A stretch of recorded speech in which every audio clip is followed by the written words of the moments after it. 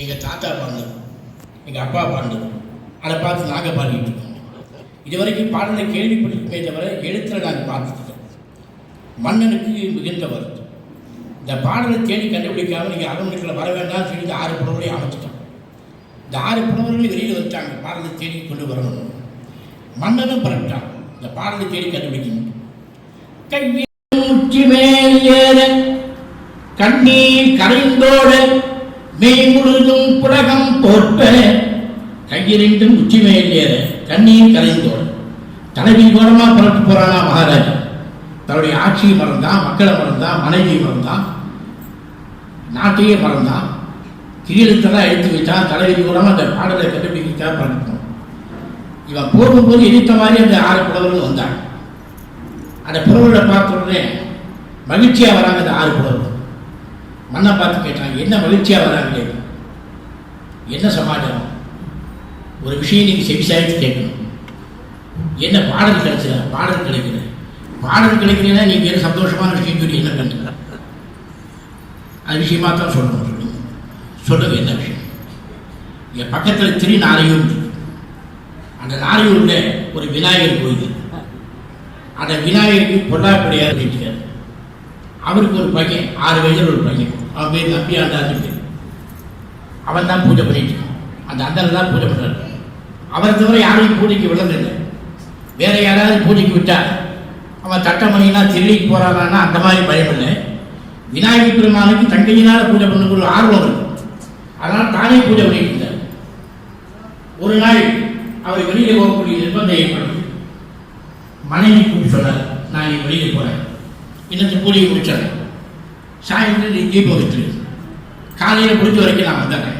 எப்போது 8 மணிக்கு பூஜை ஆகிடும். காலம் தவறாமல் பூஜை நடைபெற வேண்டும். நல்லா கேளுங்க. ஒரு கோயிலில் நீ கும்பாபிஷேகங்கள்லாம் பண்ணுறாங்க. அந்த கும்பாபிஷேகம் செய்தாலும் கூட காலம் தவறி பூஜை நடந்தீங்கன்னா அதுக்கு சில விரோதங்கள்லாம் ஏற்படுனாங்க. முன்ன கோவில் பூஜைகள் முற்றி மன்னருக்கு தீங்குட வாரி வளம் கொன்றும் கண்ணங்களவை மிகித்தணும் என்று சொன்னார் திருமூலத்தில். அப்படி கோவிலில் பூஜைகள் இருந்து கும்பாபிஷேகம் பண்ணிடுறோம், காலம் தவறாமல் பூஜை பண்ணிக்கிறோம். நீங்கள் எத்தனை பேருக்கு நீங்கள் சொல்றது பிரச்சனைலாம் நிறையா இருக்கீங்க. நீங்கள் எல்லாருமே மாற்றப்பொருளாக தான் இருக்கீங்க. அந்த காலம் தவறி நான் சாப்பிடுமே, அதான் எத்தனை பேர் கோபம் வரும் இருக்கிறதா? எனக்கு விசரமா இல்லையா? கோபம் வருதுன்னா பசிக்குன்னா எத்தனை கோபம் வருது நமக்கே. இப்படிங்கும் போது அதை நம்ம படைத்த ஆண்டவனுக்கு காலம் தவறாமல் பூஜை செய்யணும். காலம் தவறி பூஜை நடந்தது யாரால்? கோயில் பூஜைகளை பற்றி மன்னர் கிட்டீங்க அரசாங்கத்தை பாதிக்கும். வாரி வளர்க்கும் கிணறு குளங்களாக தண்ணீர் இல்லாமல் தண்ணீர் பண்ணேன். கண்ணன் கழுவி இப்போ நான் பேப்பரில் நிறைய பார்க்குறேன். தினசரியானது திருப்பி பிறட்டி குறை குறையோட சம்பவங்களாம் நிறையா. இவைகளாம் இல்லாமல் இருப்பதற்காகத்தான் காலத்தோடு பூஜைகள் செய்து கும்பாபிஷேக காலங்களாம் நிர்ணயித்து செய்தாங்க. அப்படி காலம் தவறாமல் பூஜை பண்ணுறது. காலையில் 8 மணிக்கு வந்தனேன்னு சொன்னார். இவர் வெளியில் குழம்பு போன உடனே சாயங்காலம் அம்மா தீபம் வச்சுட்டா. காலையில் 5 மணி ஆச்சு வரல, 6 மணி ஆச்சு வரல, 7 மணி ஆச்சு. ரொம்ப அந்த அம்மாவுக்கு வருத்தம். எப்பவுமே விநாயகர் பெருமானுக்கு உரிய காலத்தில் பூஜை பண்ணிடுவார். இன்னைக்கு இவ்வளோ நேரம் ஆகி இந்த காலமே அப்படின்னு பார்க்கும்போது இவர் சென்றிருக்கிற ஊருக்கும் இவர்களுடைய வீட்டுக்கும் ஒரு பெரிய நதி ஓடுது. அந்த நதி தண்ணியில் பெருக்கின்றோனால் இவர் வந்து சேர முடியும். 8 மணி ஆகிடும். இந்த அம்மாவுக்கு ரொம்ப வருது. நேராக படி வீட்டு இறங்கி போனார். கோபுரத்தை பார்த்து வணங்கினா, இறைவா, இவருக்கு ஒரு பையன் 6 வயது பையன். அந்த பையன் 6 வயதிலே எல்லா சாஸ்திரங்களும் கற்றுக்கிட்டான். அவருக்கு இவங்களால் விநாயகர் பூஜை பண்ணணும்னு ஆசை. அந்த சந்தர்ப்பமே அவருக்கு கிடைக்கும். எப்பவுமே சின்ன வயசில் அவங்க அப்பா என்ன செய்கிறாங்களோ அதைத்தான் பண்ணிட்டு செய்யணும். அப்பா டாக்டராக இருந்தாலும் அவன் ஊசி போட்டு விளையாடணும். அவர் பஸ் டிரைவராக இருந்தாலும் அவன் கார் ஊட்டி விளையாடணும். அவர் கோயிலில் பூஜை பண்ணுறாங்க, இன்னும் மணி அடிச்சு விளையாடும். அதெல்லாம் சின்ன வயசில். வயசானவங்க சொல்லுவான், எங்கள் அப்பா எங்கள் தொழிலான்னு கேட்பான். சின்ன வயசில் அப்பா என்ன செய்கிறாரோ அதுதான் அவன் செய்வான். இந்த பையனுக்கு வெகு நாளாக ஆசை, விநாயகருக்கு தங்கினால பூஜை பண்ணணும். அந்த சந்தர்ப்பமே கிடைக்கும். 8 மணி ஆச்சு அம்மா பார்த்தா. பள்ளி வீட்டுக்கு கீழே அதை போய் விநாயகர் கோபுரத்தை பார்த்து வரலாம். விநாயகர் மாதிரி என்ன சொல்லணும்? தினசரி காலையில் 8 மணிக்கெல்லாம் பூஜை ஆகிடும். கணவனால் வரையும் போனால் என்ன மறக்காங்க. நீ சக்தியுள்ள பிள்ளையாராக இருந்தால், நிஜமான பிள்ளையாராக இருந்தால், சக்தியுள்ள பிள்ளையாராக இருந்தால் கண்டிப்பாக கணவனால் வரவழைச்சு அவர் வந்து பூஜை பண்ணணும். இந்த பையன் பார்த்துட்டே இருந்தான். நேராக வீட்டுக்குள்ளே போனான். கடவுள் முறையில் போயிருந்தான். விநாயகர் பார்க்கணும். விநாயகர் பெருமானை நீ மாத்திரம் நிஜமான பிள்ளையாரா சத்தியமாக எங்கள் அப்பா வரக்கூடாது. சாமி யாருக்கு இறங்குவாங்க? நீ நிஜமான பிள்ளையாரா சத்தியமாக எங்கள் அப்பா வரக்கூடாது.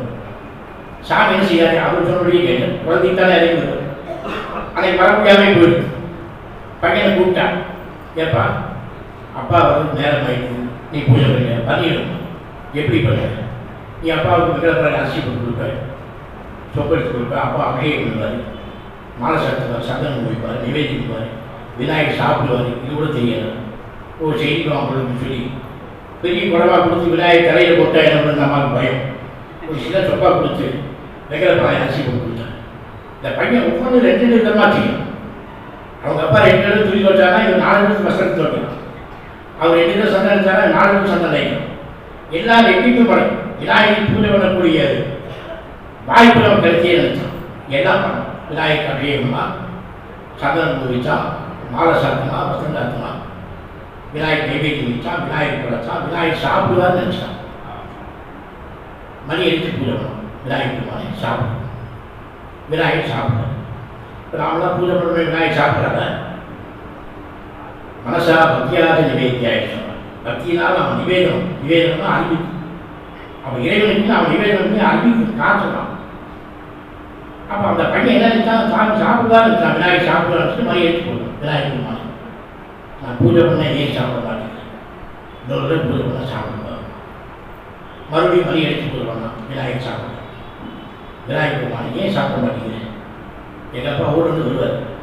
வந்தாருன்னா அப்பாவோ அம்மாவோ யாரும் போட்டு வந்த உடனே விநாயகர் பூஜையாச்சான்னு கேட்பாங்க. எங்கள் அம்மா ஆச்சுன்னு சொல்லுவாங்க. விநாயகர் சாப்பிட்டாதான்னு கேட்பாங்க. எங்கள் அம்மா இல்லைன்னு சொல்லுவாங்க. அப்போ என்னை பூஜை சட்டம் போடுவார். இதோட மணி எடுத்து போடுவோம்னா மரியாதையாக சாப்பிடுவோம். விநாயகர் எப்படி வெளியிருப்பார். இதோட மணி எடுத்து போட மரியாதையாக சாப்பிடுவோம். அப்பவும் சாப்பிடுவோம்.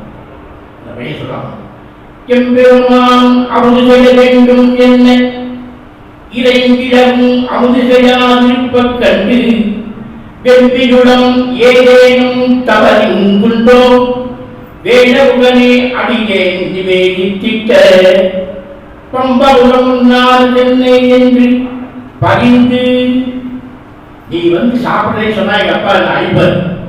அவர்கிட்ட அடிவாங்கி நான் சாகிறத காட்டுவோம். உன்னோட படிக்கையை நான் மண்டையை உடச்சு நான் உயிரை போட்டுறேன். பரிந்து தடை மோத புகுந்தான் எம்மான். மண்டையை உடச்சுட்டே கீழே படிக்கிட்ட கொண்டு போனான். அசனி வாக்கி நம்பி பொரு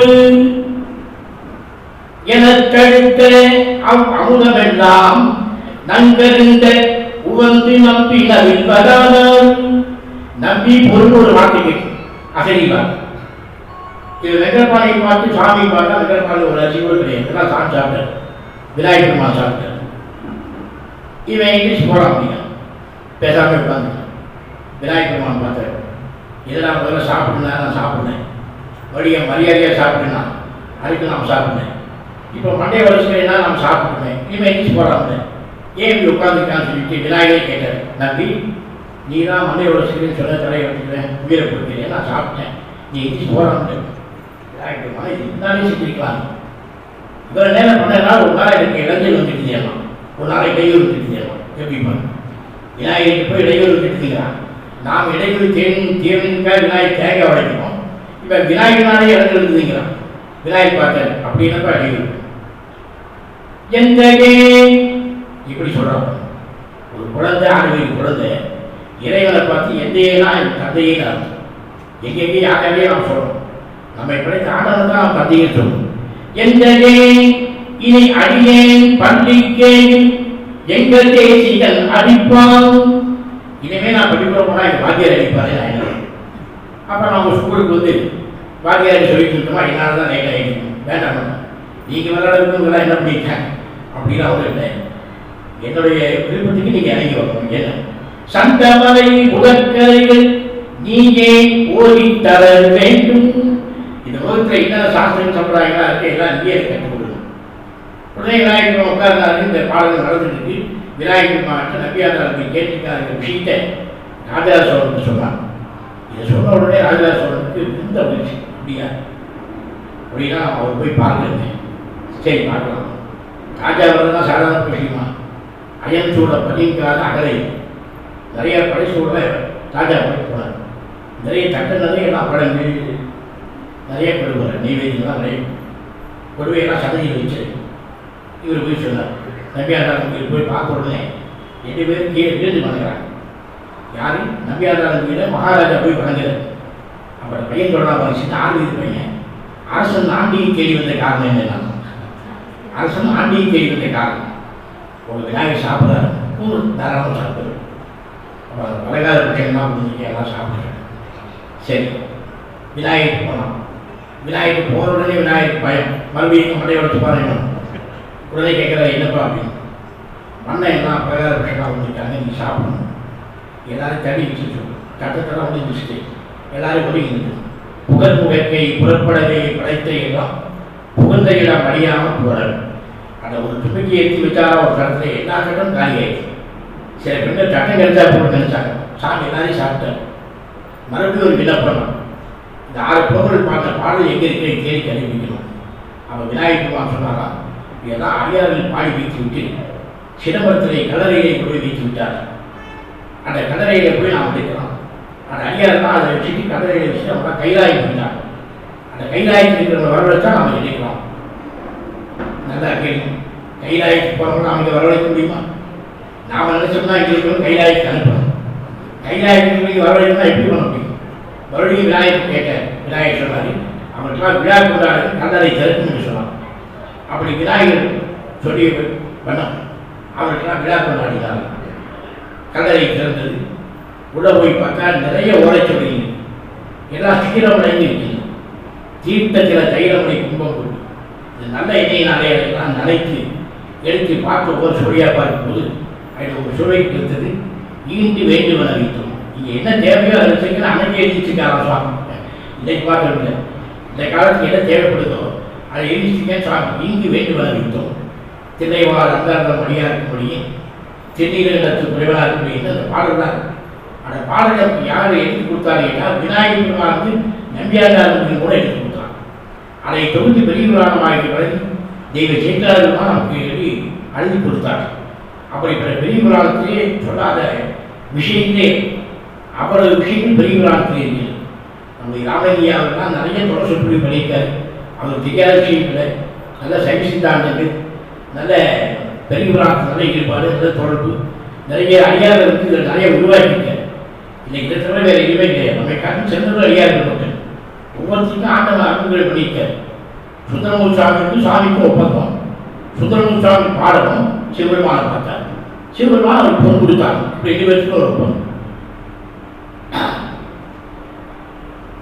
சென்னைக்கு வடபகுதியில் சுந்தரமூர் சுவாமி போனார். சாமி தரிசனம் பண்ணார். இவர் உள்ள போகும்போது சாமி பார்த்தார். சுந்தரவெல்லாம் பார்த்தா பாடுவோம். பாடினா பொன் கொடுத்தாங்க. கைவசம் பொண்ணுலேயே சாமி நினைச்சாராம். சாமி நினைச்சா அப்படி வேறிமா இல்லையா? இதை விடாது. ராகாரத்தில் மேலே மகிழமரத்தில் ஏறி பண்ணிட்டார். சுந்தரம் வந்தால் பாட்டு இவர் நேராக வந்தார். அக்கா மண்டபம் கருவறை கூட போனார். சுந்தரமூர் சுவாமி எப்பவுமே ஞானியாக இருந்தாலும் அங்கே உள்ள இருக்காரா இல்லையாங்க தெரியும். சுவாமி இருக்காரா இல்லையா? போய் பார்த்தா சுவாமி கிட்டே தெரிஞ்சார். இதோ பெரிய போயிருப்பார் போது. நேராக வந்தார். ராகாரத்துக்கு வரும்போது அந்த மகிழ மரத்திலே தெய்வ மரம் கவனிச்சான். தெய்வ வாசல் மேலே வந்து சுவாமி உட்காந்துருக்கிறார். அப்போ கேட்டார் சுந்தரமூர் சுவாமி, ஏப்பா இத்தனை பெரிய மண்டபம் இருக்கு, வசந்த மண்டபம், அக்க மண்டபம், கருவறைலாம் இருக்கு, இதெல்லாம் வச்சு ஏன் போய் மகிழ மரத்தில் மேலே உட்காந்துருக்கேன்? வேற சுந்தரம் நீ வந்தால் பாடுங்க. பாட்டா நான் பொன் கொடுத்தாலும் கை விசையில் பொண்ணுலேயே நான் இதை மட்டும் ஆடுவேன். சுவாமி சொல்லுவாங்க, சுந்தரமூர் சுவாமி ஏன் அழுகிறேன்? பொண்ணுலேயே ஏன் அழுகிறேன்? பொண்ணு என்னெல்லாம் இருக்கு? இந்த கலவுகளெல்லாம் விற்கலாம் 2000 3000 போகும். இந்த அபிஷேகங்களை கடை விட்டு அது ஒரு 500 போகும். இதெல்லாம் எனக்கு அழகு வச்சு கூட நான் பாடலாம். அப்போ உங்களோட சுந்தரமூர் சுவாமி சுந்தரமூர் சுவாமியுடைய திருமொழியை கேட்கறதுக்காக அழகு வைத்து அந்த பாடல் தான் கேட்கலாம். ஒற்றியும் இருக்கு. அப்படி சுந்தரமூர் சுவாமிக்கு அவருக்கு அப்படி ஒரு நெருக்கம். அப்படி ஒரு காலத்தில் சைவமரத்துடைய வீழ்ச்சி கீழாக சைவத்துக்கு வேறு வரல. சைவமரம் குன்றிக்கொண்டே போய்விட்டது. சமணமதத்தினுடைய ஆதிக்கம் தான் ரொம்ப அதிகமாக இருக்கும். எங்கே பார்த்தா சமணத்துறார். சமணமதத்தினருக்கு விபூதிக்கிட்டா பிடிக்காது, கடவுளை கேட்டால் பிடிக்காது, உத்தராட்சம் சிவசினங்கள் அனைத்து தான் பிடிக்காது. நம்ம யாராவது விபூதிட்டாங்க அவனை கூப்பிட வைப்பார். விபூதின்னு சொல்ல தெரியாது. நெத்தியில் சாம்பல் பூஜைக்கு என்ன அர்த்தம்? அவங்களுக்கு சரியாக விளக்கு சொல்ல தெரியும். தென்னிக்கு எத்தனை மகிமை மந்திரமாவது நீர், வானவர் பேரது நீர், சுந்தரமாவது நீர், அதெல்லாம் சொல்ல தெரியல. அவங்களுக்கு தான் எங்கள் அப்பா பூசிட்டு இருந்தாரு, அதை பார்த்து நான் பூசிட்டுக்கேன், பழைய பார்த்து பூசிட்டுக்கான். அப்படியா, இந்த சாம்பலை பூசிக்கிட்டே இது ஆபத்துக்கு தெரியுமா அப்படின்னு இதை கேட்டு நான் மாறி பயத்தான். அப்படியா, என்ன அது ஆபத்து, நீ அதை அழிச்சேன்னா சொல்கிறேன். அந்த அளவுக்கு சொன்னார், நெற்றியில் தென்னையில் அழிஞ்சாச்சுன்னா என்னை உயிரே போனாலும் அழிக்க மாட்டான், இயற்கையாக அழிஞ்சாச்சுன்னா அழிக்கும். அப்படின்னா எப்படி, நான் குளிக்கும் போது அழிக்கும். சரி, அப்போ நீ வா குளிச்சுட்டு வா, நான் சொல்கிறேன். குளிச்சுட்டு நான் நல்லோடு நான் வரணும். அப்போ நீ எங்கள் வீட்டிலே வந்து குளிக்கலாம். அந்த சமணபத்தில் எப்படி மாற்றலான்னு பாரு. அவங்க வீட்டிலே கூட்டிகிட்டு போய் அவனை குளிக்க வச்சு பெரிய நிலக்கண்ணாடி நிற்க வச்சு பார்க்க சொன்னாங்க. ஒரு பாரு, மேலே நிற்கிற வரைக்கும் பாருக்காக தெரியுதா வித்தியாசம்? ஒன்றுமே தெரியல. நெற்றியை பாரு, நெற்றி மாற்றம் கருப்பாக இருக்கு. இப்படி சாம்பலை பூசி போய்தான் நெற்றி கருப்பு போய் காலையெல்லாம் போயிட்டாங்க பாருங்க. நீயே இந்த மாதிரி போயிடுற இப்படி சொல்லி ஒவ்வொருத்தையும் மாற்றிட்டாங்க. சமணமத்துடைய ஆதிக்கம் அதிகமாக இருந்ததுனால சைவம் விட்டு கொண்டு போயிட்டே. அப்போ ஞானசம்பந்த பெருமாவுடைய திருவாத தந்தைகள் சிவபாரதியர், அவர் வெகு நாளாக தன் குழந்தைகள் நினைக்கிறேன். சமணமத்துடைய ஆதிக்கம் உயர்வு பெற்ற உடனே தனக்கு குழந்தை வேறுன்னு நினைச்சார். அப்போ போய் பார்த்தாரு, தன்னுடைய மனைவி பகவதியர் அந்தமா காய் எடுத்துட்டு இருந்தார். இவரை போய் கூப்பிட்டாரு, பகவதி வா கோயிலுக்கு போகலாம். காலையில் 11 மணி காய் எடுத்துட்டார். எதுவுமே பேசலை. அந்த காயெல்லாம் அப்படி கூட நேராக வச்சு கூட வந்துட்டாங்க. கோயிலுக்கு கூட்டிகிட்டு போகிறேன். கோயிலுக்கு கூட்டிகிட்டு போய் அந்த அம்மா பின்னால் நீ குடித்தார். பின்னால் நின்று அழுதார், கண்ணீர் பிடித்தார். அந்த அம்மா திரும்பி பார்த்தார், கண்ணீர் பிடிக்கிட்டு பார்த்தார். அந்த அம்மா சாமி கும்பிட்டார். கொஞ்சம் வந்து அழைச்சிப்பாங்க. எப்பவுமே நம்ம இந்து சம்பிரதாயமாக பெரிய பிரார்த்தனாக இருக்கணும். ஏன்னா அவ்வளோ ஒரு சிறப்பு சொல்லியிருக்கிறார். வீட்டில் கிரகப்பிரவேசம் பண்ணாலும் சரி, புதுமனை பூவிழா பண்ணுறோம், அதே போல் கோவிலை பிராகாரம் செஞ்சுக்கிறோம், திதிகள்லாம் பண்ணுறோம். அப்போ மனைவிக்கு என்ன இடம்னு கேட்டால், மனைவி பின்னால் அரைஞ்சு பின்னால் கணவனாக இருக்கும். நல்லா தெரிஞ்சுக்கணும். பிரதேசம் வரணும்னு சொன்னால் கணவனார் பின்னால் வரணும், மனைவி பின்னால் வரும். அப்படி தான் வளமாக வரும். அப்படி தான் இந்த சிவாலயங்கள் நமக்கு எடுத்து காமிச்சிருக்காரு. இவர் வேண்டார். அந்த அம்மா திரும்பி பார்த்து அந்த கண்ணி ஊற்றி அழுகிறார். இவரும் பார்க்க முடியல. அந்த அம்மா சொன்னாங்க, அந்த அம்மா என்ன பார்க்க சொன்னாங்க, இறைவா எனது கணவனால் எதை நினைத்து உன்னிடத்திலே பிரார்த்தி செய்கின்றாலும் அதை நிறைவேற்றி கொண்டு அம்மா பிரார்த்தனை போடாமான்னு வந்துட்டாங்க. வீட்டுட்டான். நல்லா எடுத்துப்பார். நம்ம வீட்டு பெண்களாக இருந்தால் எத்தனை கேள்வி கேட்பான். காய்கறி போது இருக்கும் கோயிலுக்கு போகிறீங்க அப்படின்னு அவங்களுக்கு தொந்தரவு பண்ணிட்டேன். இப்போ போய் சாமி போடணுமா, அங்கே போய் நான் பின்னாடி குடிச்சு பின்னால் அழுகிறீங்க அப்படின்னு அவங்களுக்கு கொடுமை பண்ணிட்டேன். எதுக்கு கூப்பிட்டீங்க, என்ன கேட்டீங்க, எத்தனை நச்சு நினச்சிருப்பாங்க. அந்த அம்மா ஒரு வார்த்தை கூட ஒன்று கேட்க. குழந்தை பிறந்திருக்க பிறகு ஞானசம்பந்த பெருமாள் அவதாரம் ஆனதுக்கு தான் சொன்னாராம், இதுக்காகத்தான் அவனை கூட்டிகிட்டு போனேன். எப்படிப்பா ஞானசம்பந்த பெருமாளுடைய அவதாரத்துக்காக அவர் பின்னால் அந்த அம்மா நிற்க வச்சு பின்னால் அடிகிறார். இந்த குழந்தை வாய்ப்பு கேட்டார். ஞானசம்பந்த பெருமாள் போயிருக்கார். என்ன காரணம் கேட்டால், ஒரு பிச்சைக்காரர் போய் பிச்சை எடுக்கிறான்னு கேட்டால் அவர் திருமோட்டை வந்து பின்னால் வச்சு கேட்டால் பிச்சை போடணும். அதை பின்னால் வச்சு பிச்சை போட கேட்டால் எப்படி கேட்க முடியும்? அப்படி பிச்சா பாத்திரமாக இருக்கிற யாருக்கு கேட்டால் மனைவி. இவருக்கு கேட்கக்கூடிய கல்வி தான் இருக்கே தவிர பெற்றுக்கொள்ளக்கூடிய கல்வி யாருன்னு கேட்டால் மனைவிக்கு தான் இருக்கு. அப்போ மனைவி தான் அந்த பிச்சை வாங்குறார். அப்போ மனைவி பின்னால் இருந்து பின்னால் கண்ணீர் விட்டார் தான் ஞானசம்பந்த பெருமான் உருவானார்.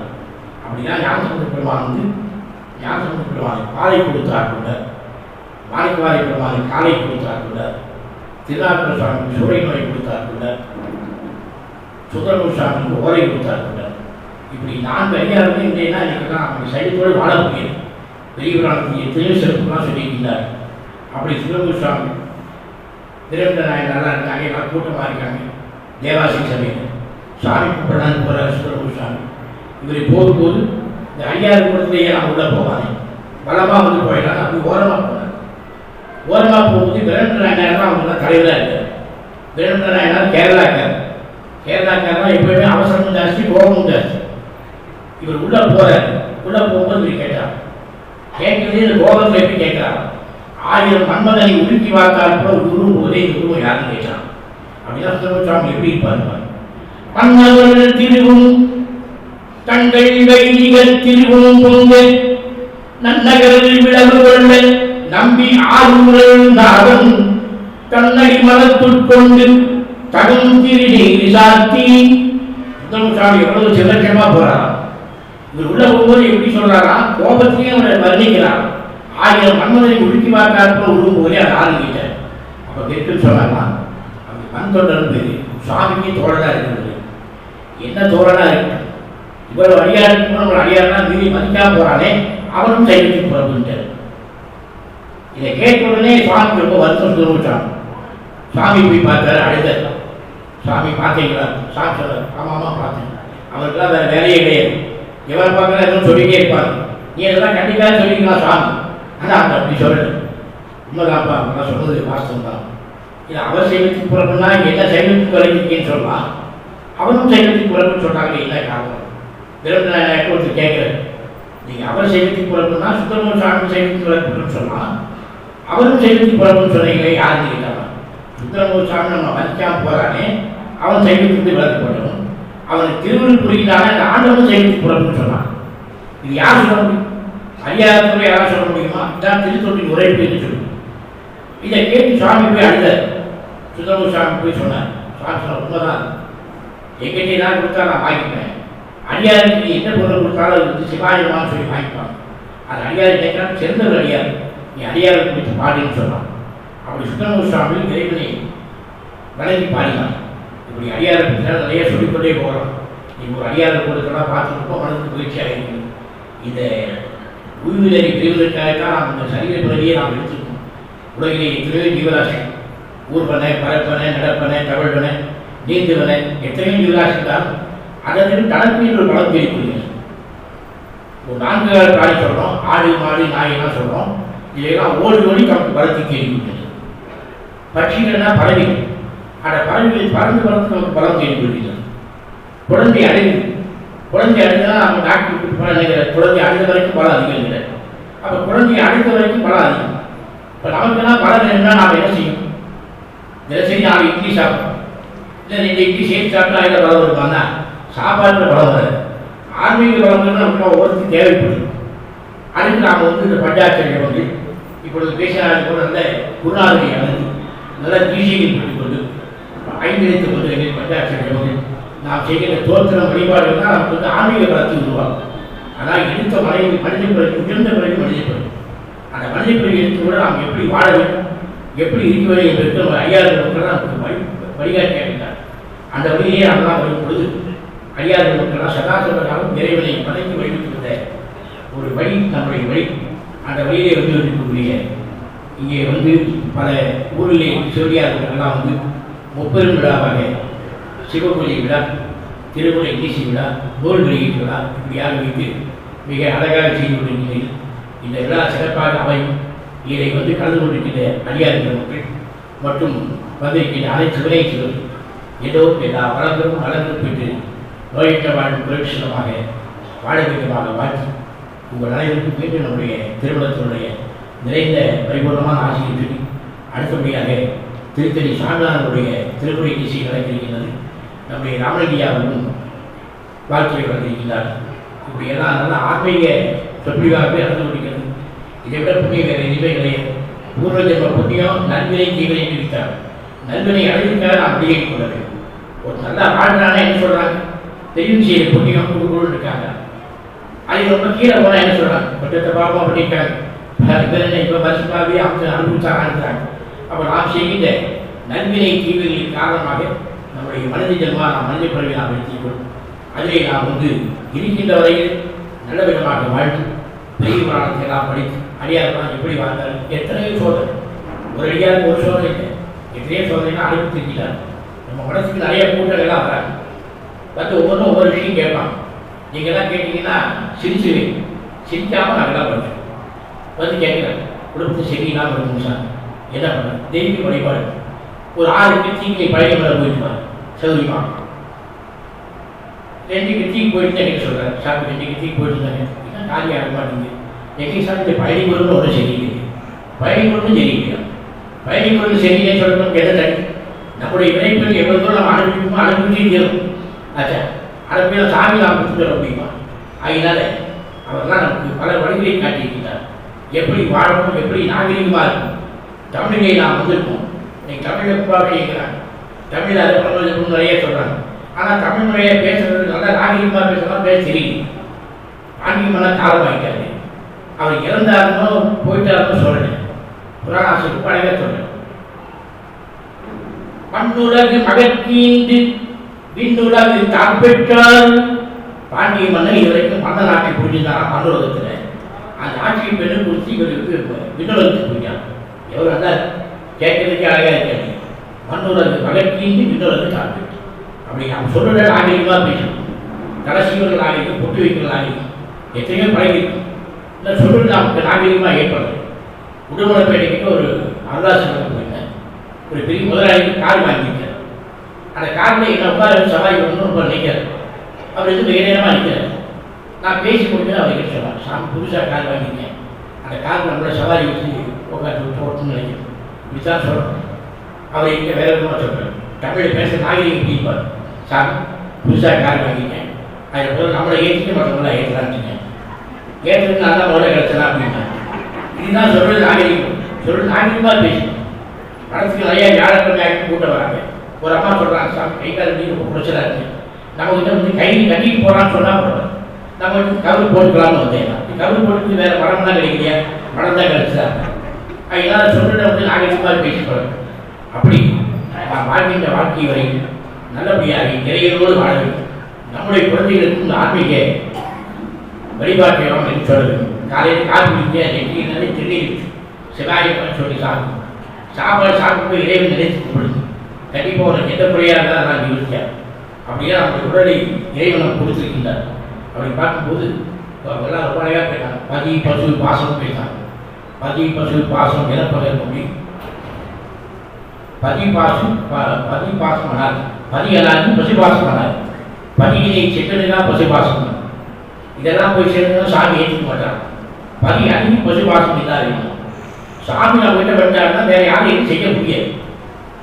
ஆதிவாரிப்பு மட்டும் கேட்கிறார் சுவாமிக்கு, கையிலே புத்தகத்தோடு ஏதையா என்ற பொய்மையிலா சிவஞான போதும், கையில் பொய்மையிலா சிவஞான போதும் கேட்கிறார் அப்படின்னு சாமி கேட்கிறார்.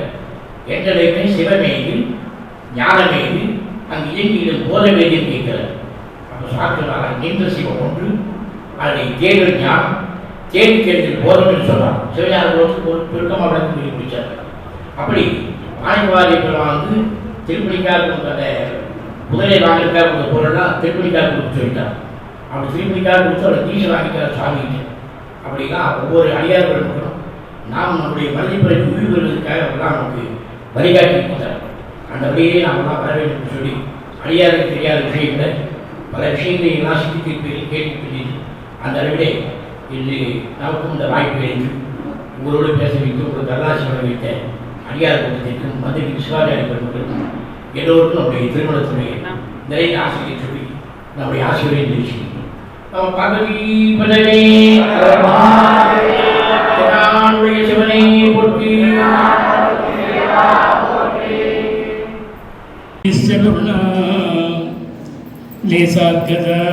கௌரவம் தம் சர்வாதி குரும் மனோஜ்யபுஷம் மந்தஸ்மிதாலங்கிருதம் சின்முத்ராங்கிதமுத்ரபாணிமலினம் சித்தே சிவம் குர்மஹே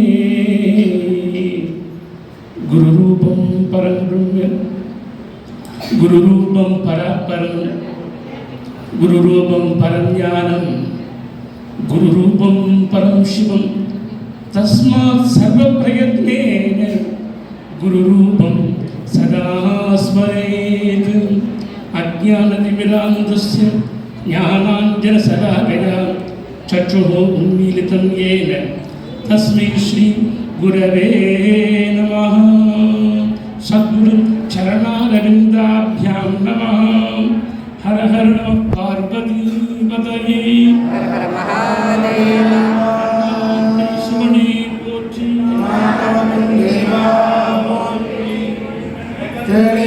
கைலே பலஜானை போற்றி போற்றி.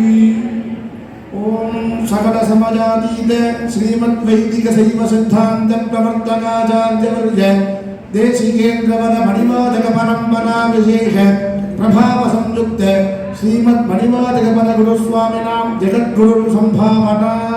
தெளிவு குருவின் திருமேனி காண்டல் தெளிவு குருவின் திருவார்த்தை கேட்டல், தெளிவு குருவின் திருநாமம் செப்பல், தெளிவு குரு குரு சிந்தித்தல் தானே. சத்குரு சரணாரவிந்தாப்யாம் நமஹ. ஸ்வரம் பவகரம் முகத்த விச்சேதகம் வித்யாவந்தமனந்த சத்குணநிதிம் ஸ்ரீநந்திகேசாம்சகம் வேதாந்தார்த்த சிவாகமுக்கியமுதலும் வாகீஷ பக்தஸ்துதம் சைவஸ்தாபன சத்குரும் மமகுரும் அஜம் பஜே பிரதீகாரம் ஸ்வத்வேதாவிதானகம் ஆனந்தே மகாதேவம் சுபஞ்சாதிபதேசிகம் சரணாரவிந்தாப்யாம் நமஹ.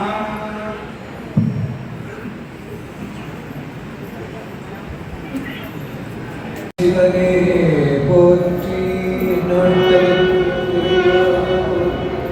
காவாய் கனகத்திரளே போற்றி கைதை மலையான் போற்றி போற்றி